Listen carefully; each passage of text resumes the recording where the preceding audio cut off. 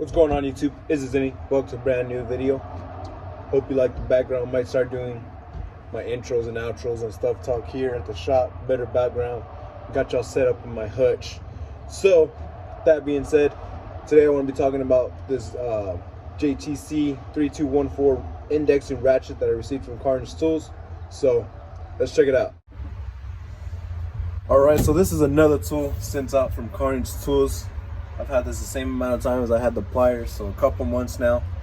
And this is part number JTC 3214, made in Taiwan. And this is an indexing ratchet. So you got this level here, multi-positions. I mean, you can have it, I don't know how many exact positions there are, but I mean, you could basically put it in any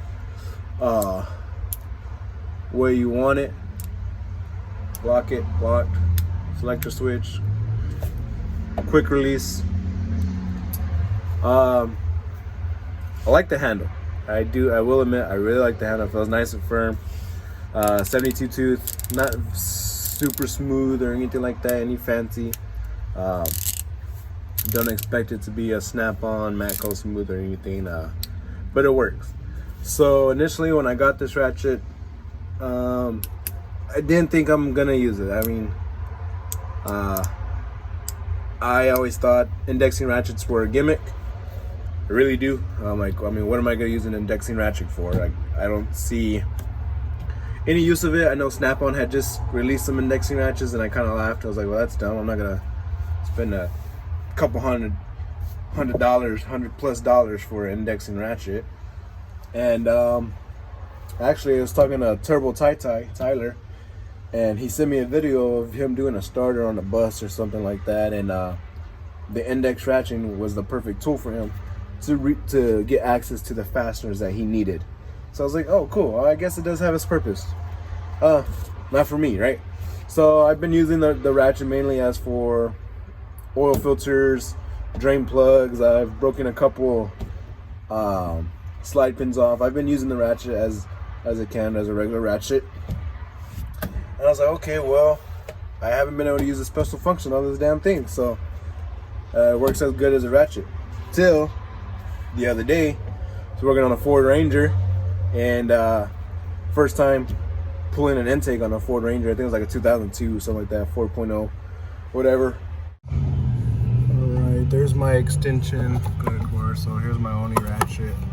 See, it kind of gets in the way of everything. Gotta get a Torx bolt out of there, and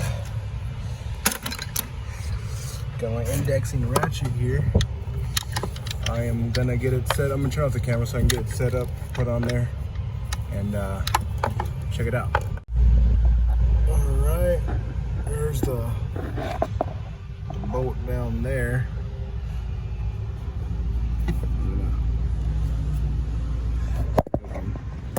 Set this up there.